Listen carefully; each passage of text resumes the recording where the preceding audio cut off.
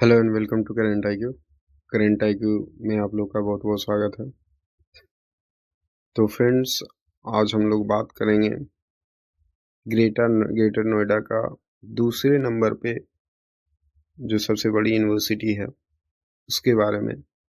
जी हाँ, आप लोग जैसा कि अनुमान लगा ही लिए होंगे कि आज हम लोग बात करेंगे शारदा यूनिवर्सिटी के बारे में। आज हम लोग बात करेंगे शारदा यूनिवर्सिटी के इंफ्रास्ट्रक्चर के बारे में, शारदा यूनिवर्सिटी के एडमिनिस्ट्रेशन के बारे में, शारदा यूनिवर्सिटी के शारदा यूनिवर्सिटी के इन्वेस्टमेंट आउटकम रिटर्न रिटर्न के बारे में आज चर्चा करेंगे।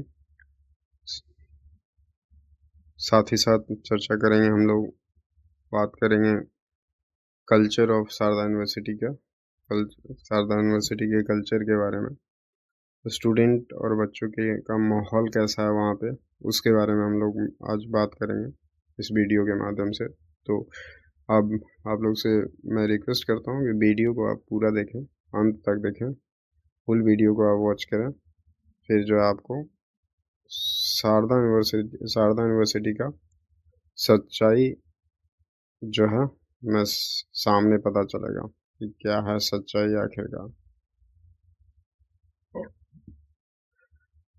तो इसमें जो है मैंने 2024 में 24 से 26 सेशन आई मीन 2024 में एडमिशन लिया था MCA में, मास्टर इन कंप्यूटर एप्लीकेशन। तो मैंने एक्सपेक्टेशन लगाया था शारदा यूनिवर्सिटी के बारे में। मेरा एजम्पशन था शारदा यूनिवर्सिटी के, I have expected about Sharda university, I assumed about Sardar University is what?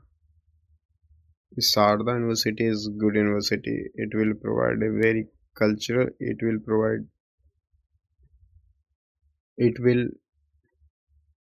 nurture me a very well person. Or if it is not giving me good return after finishing the degree, then it may be possibility it will nurture me as a good human being as well. तो मैंने जैसा कि expectation किया था Sharda university के बारे में कि शारदा जो है माँ सरस्वती के नाम पे यूनिवर्सिटी है, तो अच्छी यूनिवर्सिटी होगी, इसमें किसी तरीके की कोई मतलब ये नहीं होता होगा। माँ शारदे के नाम से यूनिवर्सिटी है। लेकिन जैसे ही मैंने पहले दिन एंट्री किया तब ये एज्यूम कर लिया कि ये शारदा यूनिवर्सिटी नहीं, ये लुटियन यूनिवर्सिटी है, इसका नाम लुटियन यूनिवर्सिटी रखें।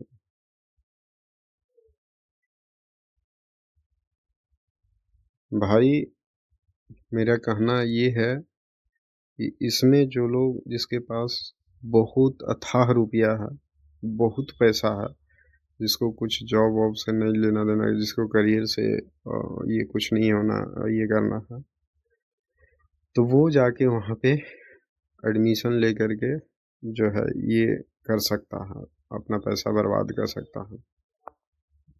लेकिन जो लोग गांव के लोग हैं, जो लोग सीरियस हैं जॉब के प्रति, जो अपने आप को एटलीस्ट जो है वो एक अच्छा जॉब नहीं प्रोवाइड कर रहा है तो कम से कम एक अच्छा ह्यूमन बीइंग तो भी बना दे, लेकिन ये भी इसके अंदर नहीं है। मैं वही बोला ना कि जैसा ये ऊपर से जितना ये दिखता है उतना ग्राउंड रूट लेवल पे है नहीं, राइट।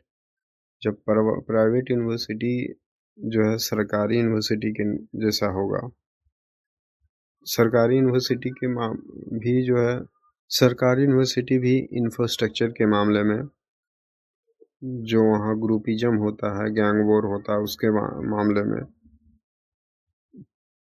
तो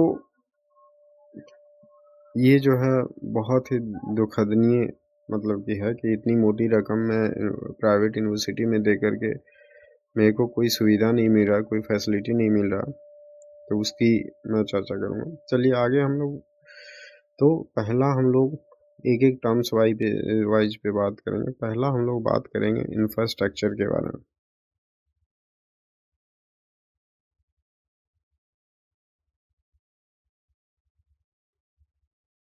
राइट। तो यूनिवर्सिटी का जो इंफ्रा है, वो बहुत ही घटिया। बाहर से तो ये लग रहा है कि बहुत अच्छी होगी, जो है अच्छे-अच्छे मतलब कि लैब्स होंगे, अच्छी-अच्छी कंप्यूटर होगी। तो मैं बता दूँ फ्रेंड्स, इसकी जितनी भी लैब्स है, एक लैब को छोड़ कर के जो इसने एडमिशन सेल में रखा, एक इन्होंने सुपर कंप्यूटर को एडमिशन सेल में रखा, जो कि बच्चों को एडमिशन करवाते समय उसको दिखाता है कि देखिए मेरे पास सुपर कंप्यूटर है, ये है। 20 कंप्यूटर वहाँ पे एक लैब है, जो कि उसमें 20 कंप्यूटर के आसपास होगा, अराउंड 20 कंप्यूटर्स।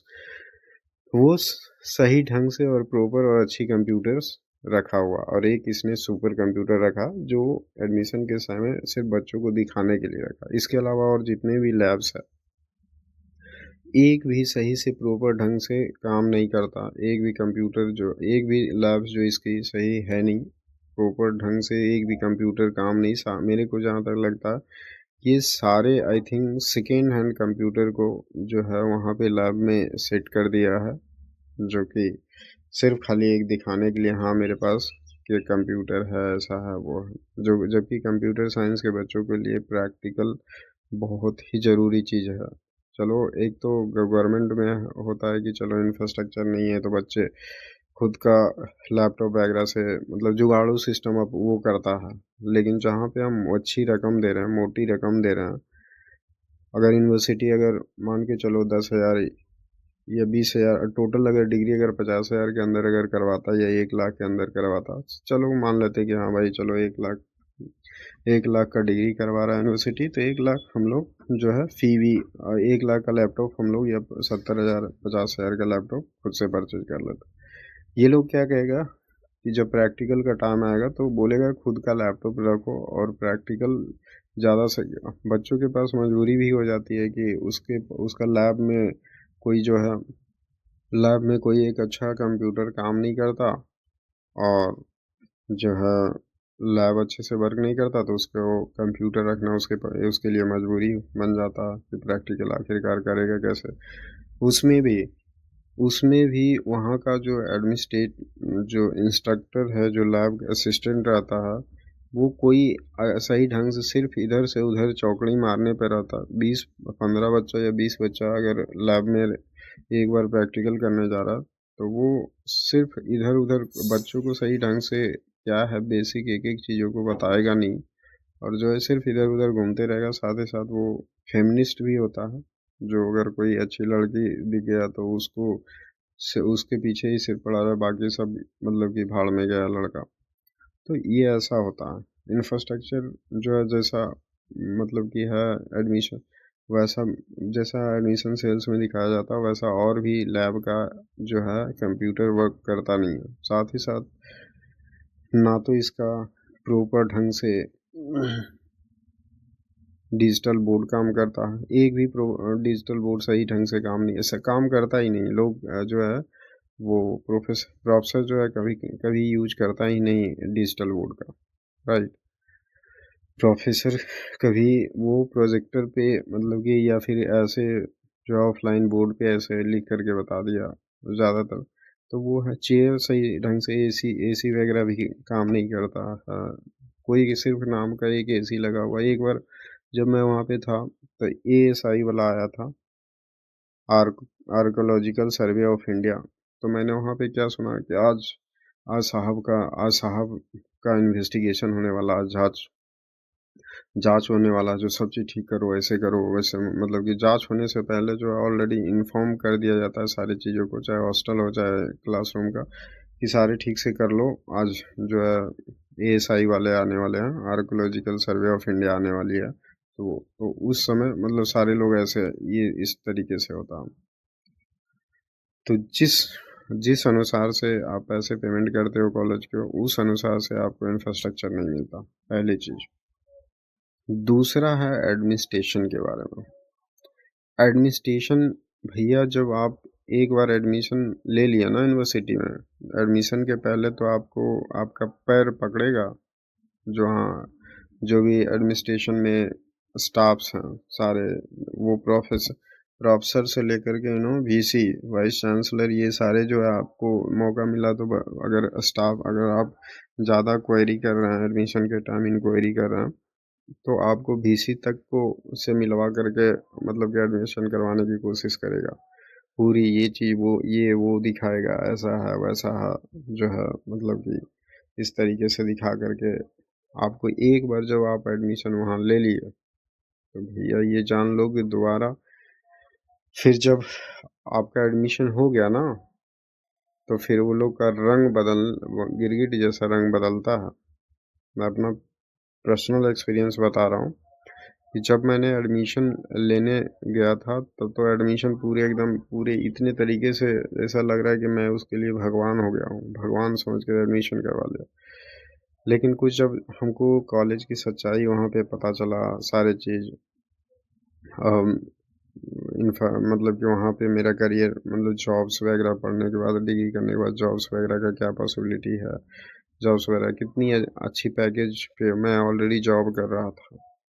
लेकिन मैं सोचा कि चलो टेक्निकल में अच्छी ग्रोथ, हमको अच्छी पैकेज, मतलब कि अगर पूरी मेहनत में अपनी तरफ से 100% का एफर्ट देते हैं तो जो है अगर अच्छी जॉब यूनिवर्सिटी प्रोवाइड करता तो इसीलिए मैंने एडमिशन ली थी। लेकिन जब ये सारी चीज़ें सच्चाई वहाँ ग्राउंड रूट लेवल पे एक फैकल्टी जेन्यून थी उसका, सादा यूनिवर्सिटी का, जो इसने तो ये भी क्लेम किया है कि मेरा सादा यूनिवर्सिटी का डिग्री वर्ल्ड रिकॉग्नाइज्ड डिग्री है। आप देश के कहीं भी, देश किसी भी कोने में जाओ, इसका जो है वैल्यू तुमको देगा, लोग ये करेगा। एक प्रोफेसर थी वहीं की, मतलब सादा यूनिवर्सिटी का, जो हम लोग का की क्लास में यूके से कहीं कोई यूनिवर्सिटी से एमबीए वगैरह की थी, वो जेन्यून तरीके से हमको सजेस्ट कर दिया, सच्चाई बता दिया यूनिवर्सिटी का।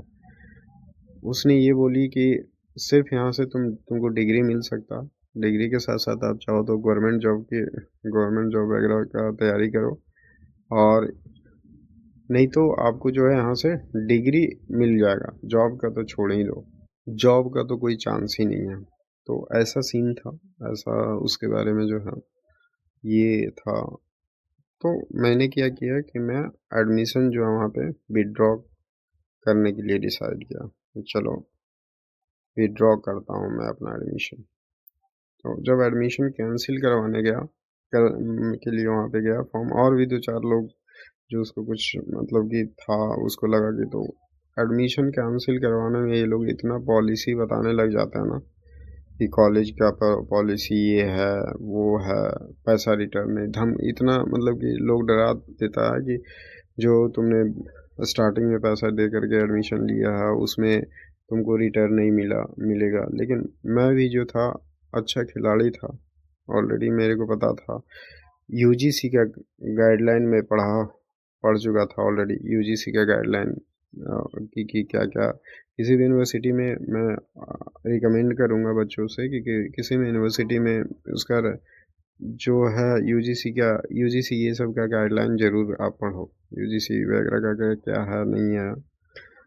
तो मैंने बोला कि वो आप मैं गया कैंसिलेशन करवाने के लिए, कैंसिलेशन फॉर्म लेने के लिए, तो बोला कि ऐसा नहीं होगा, फॉर्म नहीं ये फ़ी नहीं मिलेगा, ये नहीं होगा, वो होगा। तो मैं बोला कि आपको जो है आप हमको कैंसिलेशन फॉर्म दो, मैं क्या नहीं होगा वो हम मेरे को खुद पता है, मैं कर लूँगा। तो यूजीसी का गाइडलाइन के अनुसार था कि जो भी गाइडलाइन था उसके पहले अगर एडमिशन कैंसिल करवा लेते हो तो आपको फ़ी रिफंड मिलेगा, कॉलेज फ़ी। तो उस सारे गाइडलाइन उसको मैं बताया। फिर उसमें जो है यूजीसी से भी मैं एक रिक्वेस्ट करना चाहूँगा कि एक गाइडलाइन उन्होंने तो बच्चों के फ़ी को सेव के लिए किया, वो तो सही चीज़ है, लेकिन एक गाइडलाइन हॉस्टल्स फ़ी के लिए भी यूजीसी निकाले ताकि जो है बच्चों को इसमें भी सेविंग हो। और इसमें क्योंकि बहुत सारे बच्चे हैं, गरीब बच्चे भी पहुंचते हैं, तो यूजीसी जो है वो अपना गाइडलाइन में कुछ अमेंडमेंट करे, इम्प्रूवमेंट करे और हॉस्टल को भी, हॉस्टल रिफंडेबल का भी उसमें कुछ चीज़ें इंक्लूड करें रिफंड के लिए, नहीं तो ये लोग बहुत अलग तरीके से बिहेव करते हैं विड्रॉवल में, एडमिशन विड्रॉवल में। ये क्या कर रहा था जब उसको, तो फिर उसने क्या किया, ये सारी चीज़ें, फिर उसने उसको कॉलेज फी में जो है कुछ वैसा जुगाड़ बना नहीं, तब उसने हमसे क्या किया, हॉस्टल फी में वो जो है पैसा ऐंठना चालू किया।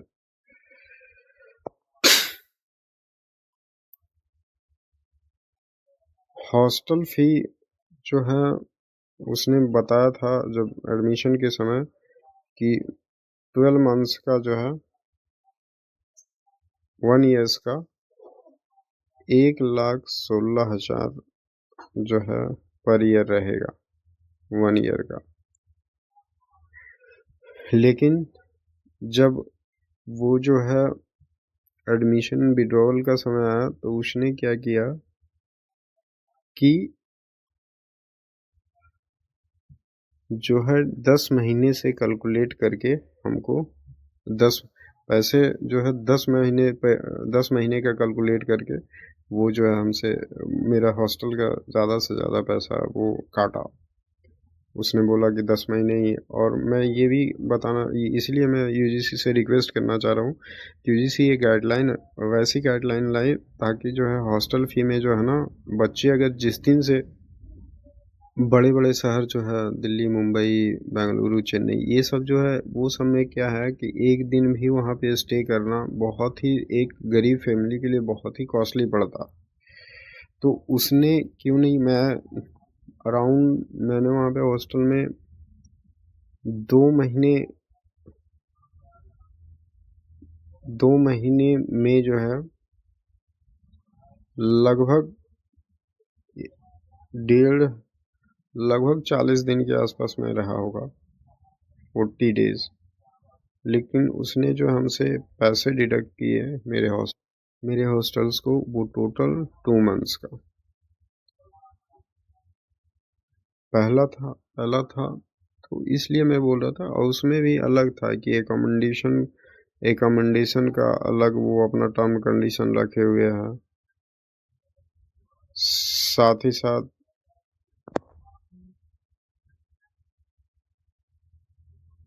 एकोमोडेशन का अलग है उसका टर्म कंडीशन, मेस का अलग है। तो मैं वही इसलिए कहना चाहूँगा कि वैसे महानगर में जो बच्चे जो कैलकुलेट कर रहे हैं उसको पर डे के हिसाब से, मतलब वो कैलकुलेट जितना दिन बच्चा वहाँ पे रह रहा उतना दिन का पेमेंट करेगा। क्यों? अब बच्चा जो है महीना में 20 दिन रहा हॉस्टल या कोई भी वहाँ पे होटल वगैरह में, अब वो 2 महीने का कैसे लेगा, सॉरी 20 दिन रहा और 1 महीने का ले रहा। तो इस पे यूजीसी, इस पे भी थोड़ा सा उनसे, यूजीसी के लोगों पे जो एडमिनिस्ट्रेशन है उनसे रिक्वेस्ट है कि इस पे भी कोई गाइडलाइन लाया जाए ताकि जो गरीब बच्चे हैं उसको राहत मिल सके।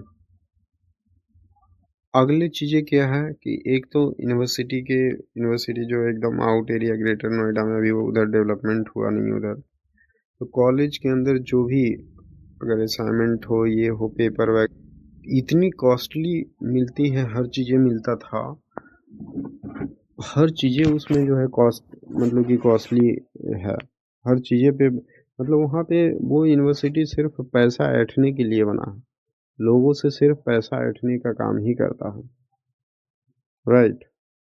तो इस पे जो है काम किया जाए। यूनिवर्सिटी के जो रिप्रेजेंटेटिव, यूजीसी का जो रिप्रेजेंटेटिव है, जो यूजीसी जो रेगुलेट करते हैं यूनिवर्सिटी के, इवन कि वहाँ तक मैंने वहाँ पे देखा कि यूनिवर्सिटी का जो वॉचमैन है वो लोग भी बच्चे को वहाँ पे रहने के लिए जो है पूरा एकदम करते हैं, यूनिवर्सिटी के बच्चों को वहाँ पे रहने के लिए पूरी, मतलब कि मतलब ये समझाते हैं बहुत, जब आप बच्चे एडमिशन भी ड्रॉ करवाते हैं वो प्यून हाउसकीपिंग सारे लोग वहाँ पे रहता है कि बच्चा जा ही नहीं आ सके एडमिशन, क्योंकि यूनिवर्सिटी को लॉस होने, या ये इट मे बी पॉसिबिलिटी कि यूनिवर्सिटी कुछ गाइडलाइन बना करके रखा होगा, सबको बता करके रखा होगा कि ऐसे-ऐसे करना है, बच्चों को समझाना। तो वॉचमैन तक वो लोग समझाता जब एडमिशन कोई भी ड्रॉ करवाता। एडमिशन लेने में तो सब एकदम ऐसा लगेगा, वॉचमैन से लेकर के ऊपर ऑफिशियल्स तक जो है सारे लोग लगेगा कि भगवान समझ रहा। उसके एक कस्टमर पहुँच गया जो कि भगवान के रूप में वाक़ई है, क्योंकि मैं तो देखा कि एमबीबीएस में जो है लगभग 12-15 लाख रुपया ईयरली इसका फ़ी है टोटल। अगर जो कॉस्ट जाता होगा एमबीबीएस करने में पर ईयर का, तो 20 लाख के अराउंड हर बच्चे पे चला जाता। सोचो कि तो टोटल जो है पूरे 6 साल में लगभग 1.5-2 करोड़ रुपया का में डॉक्टर बनने में वो लोग लगाते हैं। तो ये था एडमिनिस्ट्रेशन। एडमिनिस्ट्रेशन बहुत ही घटिया व्यवहार करता है वहाँ पे सारे प्रोफ़ेसर, क्योंकि वो जो है ना, मतलब कि हर चीज़, हर जो बच्चे, जैसे मैं थोड़ा-सा जानकारी लेकर के गया था, तो प्रोफ़ेसर, वॉचमैन, ये सब सारे लोग जो है ना कि पूरा समझा रहा था कि ये ऐसा है, वैसा। मैंने बताया कि 3 मंथ से जो भी गाइडलाइन है मैं समझाया, तो वो लोग चाह रहे थे कि इतना दिन तक ये रुक जाए, फिर उसके बाद ही मतलब इसको मैं ये करूँगा, अपना रंग दिखाऊँगा। तो ऐसे होता है, जिस टाइप का मेहमान जो वहाँ पे, जिस टाइप का वहाँ पे जो है लोग पहुँचते हैं ना, जितने एजुकेटेड, जो जो जैसा पॉलिसी जानते हैं, उसके बेसिस पे उसको उस तरीके से उसको व्यवहार किया जाता है, उसको हर किसी को फँसाने का कोशिश किया जाता है। एक प्रोफ़ेसर थी, और क्या एचओडी था, बीटेक डिपार्टमेंट का मुझे नहीं मालूम, लेकिन उसका नाम सोनिया शेट्टी थे। सोनिया सेठी या ऐसे करके थी, जो कि बहुत ही हरामी वहाँ पे प्रोफ़ेसर है, सोनिया शेट्टी, जो मतलब एडमिशन कराने के समय, मतलब एडमिशन सोनिया शेट्टी और एक आयुष, ये जो है इतना घटिया पर्सनालिटी है ना, आयुष नाम का, तो जो एडमिशन सेल्स में है, और वो सोनिया शेट्टी जो है थी, जो वो मतलब कि एचओडी आई थिंक था बीटेक का। तो ये लोग जो है बहुत ही, मतलब कि इसको कल्चर नाम का चीज़ नहीं है, ये बिज़नेस क्या चीज़ होता है। एक मैं बता रहा हूँ कि एक लड़की ने मेरे को गाली दे दी थी माँ को लेकर, मैंने रिकॉर्डिंग भी किया था। वो गाली दी थी, तो मैंने जा कर के उसको कंप्लेन किया, तो वो सारे जो है, वो इतनी हरामी वो प्रोफ़ेसर है कि वो उल्टा और मेरे को ही मतलब ये कर रही थी। तो मैं वहाँ का जो है कल्चर भी जो है, कल्चर भी शारदा का जो है कोई अच्छी है नहीं। कल्चर सिर्फ़ ऊपर ऊपर से जो है मतलब दिखाने का काम किया जाता है कि ये ऐसा है, वैसा है, लेकिन वाक़ई में कल्चर भी उसका कोई ढंग का है नहीं है शारदा का। वहाँ पे वो क्लेम करते हैं कि वर्ल्ड के हमारे पास सारे बच्चे, बहुत सारे, लगभग 100 100 150 प्लस कंट्री के बच्चे आते हैं पढ़ने। तो मैं बता दूं कि उसके यहाँ जो है 3-4 कंट्री से ज़्यादा, वो भी साउथ अफ्रीका का जो गरीब देश है ना, नाइजीरिया, नाइजीरिया, चार नाइजीरिया है, और क्या बोलते हैं, तो जो एक दो दो तीन कंट्री कंट्री है, मैं वहीं के बच्चों को मैंने देखा, जो कि साउथ अफ्रीका का गरीब देश है, तो उसका मैं देखा, तो कल्चर कोई मतलब वहाँ पे है नहीं। लोग सिर्फ खाली ये करते हैं कल्चर, थोड़ा बहुत मैं मानूंगा कि ठीक है, बाकी वैसा जैसा कि इसने ये अपना नाम रखा है ना, शारदा यूनिवर्सिटी, माँ शारदा सरस्वती माँ के नाम पे, वैसा बिल्कुल नहीं है। राइट। अब जानते हैं कि आईओआर के बारे में, इन्वेस्टमेंट आउटकम रिटर्न। मतलब भैया कहने का मतलब हुआ कि आईओआर जो है, इन्वेस्टमेंट आउटकम रिटर्न, कहने का मतलब आप डॉक्टर बनने में 1.5 करोड़ रुपया खर्चा किए, 1.5 CR आप खर्चा किए, और उसके बाद आप 50,000 रुपया का भी जॉब नहीं कर पा रहे। 50,000 रुपया का जॉब मतलब कि, या 1 लाख रुपया, 50,000 या 1 लाख रुपया अगर आप कमा रहे हैं साल में, क्या फ़ायदा। या फिर कि किसी को तो ये भी नहीं मिलता, किसी को ये भी जॉब नहीं होता, जॉब का नसीब नहीं होता। तो 1.5 करोड़ का आप सिंपल सा देखिए कि आप ऑन पंक्चुअल होना चाहिए। अगर डेढ़ डेढ़ करोड़ का डेढ़ करोड़ का अगर आप एफडी कर देते हैं जिसमें आपको कोई रिस्क नहीं है, तो उसमें भी आपको जो है एनुअली 15 लाख रुपया मिल जाएगा। मतलब कि 1 सवा लाख रुपया आप वैसे भी इनकम कर ले रहे हैं। तो फिर क्या फ़ायदा है ये डिग्री करने का? इसको मतलब कि ये डिग्री में जो लोग मतलब कि चलो जो जिसके पास ये ब्लैक मनी है, मैं देखा कि एमबीबीएस में तो ज़्यादातर वही लोग के बच्चे थे, जो या तो पॉलिटिशियन हैं या कोई बिज़नेसमैन हो जिसके जो उसको जो लीगल तरीके से कमाएगा वो हर चीज़ देख कर के ही मतलब वो एडमिशन लेता है, राइट? इससे तो अच्छा है कि चलो भाई 1.5 करोड़ का जो ये किया, डॉक्टर बनेगा, उससे तो अच्छा है कि लोग 1 करोड़ 1 सीआर का कोई बिज़नेस कर लेगा। 1 सीआर का कोई बिज़नेस करेगा तो अच्छा खासा वो रकम कमाएगा या सिम और भी जितने भी प्रोग्राम हैं सब में है। आप जो है वो इतना पैसा खर्चा करने के बाद इंजीनियरिंग का तो मैं देखा एकदम बुरा हाल है। 2-4 बच्चे को अगर बीटेक का बच्चा अगर प्लेस हो जाता, तो वो बीटेक नहीं भी लगभग उसको जो है 25 से 30 लाख रुपया का खर्चा हो जाता है एनुअली सालाना। अब सोचो, इतना खर्चा अगर 5 लाख 10 लाख रुपया लोग भी मतलब कि ये लगा करके अगर कोई बिज़नेस कर लेगा, तो अच्छा खासा पैसा कमाएगा। ये ये होगा।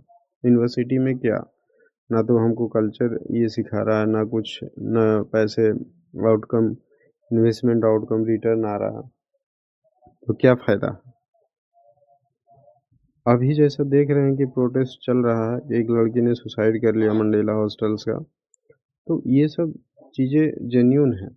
ये होना और जो यूनिवर्सिटी से ज़्यादा जो है रिइंबर्समेंट उसको देने को और भी जितने पूरे इन्वेस्टिगेशन हो, साथ ही साथ यूजीसी एक स्टैंडर्ड मेंटेन करे कि जो अच्छा यूनिवर्सिटी परफॉर्म नहीं कर रहा, जो जो बच्चों को जॉब वॉब पढ़ने के बाद जॉब दिलवाने में हेल्प नहीं, तो उसके उसे वो सब का यूनिवर्सिटी का लाइसेंस रद्द भी मतलब कि करना चाहिए ये सब जो है ये यूजीसी को।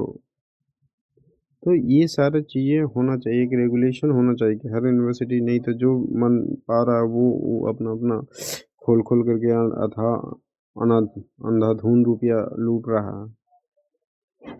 तो ये सारी चीज़ें थी। ये था प्राइवेट कॉलेज के सिचुएशंस, जो कि पूरे सोचो कि ये सब तो बड़े-बड़े प्राइवेट कॉलेज का ये हाल है, तो और जो इससे छोटे प्राइवेट कॉलेज हैं उसका क्या होगा? उसमें मतलब कि क्या होता होगा? सिर्फ़ ऐसे ही नाम का एडमिशन होता होगा, ये सब चीज़ें, यही सब चीज़ें थी।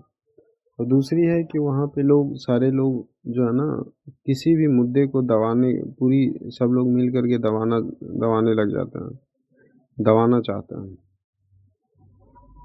तो ये था सच्चाई, शारदा यूनिवर्सिटी की सच्चाई। तो ये वीडियो को ज़्यादा से ज़्यादा देखने के बाद जो है, अगर जेन्युइन है तो ज़्यादा से ज़्यादा लोगों के पास पहुँचाएँ, ताकि कोई भी एडमिशन लेने से पहले एक बार सोच लें, एक बार कॉलेज का अच्छा से मतलब ये उसका रिव्यू कर लें, तब जो है जा कर के एडमिशन लें।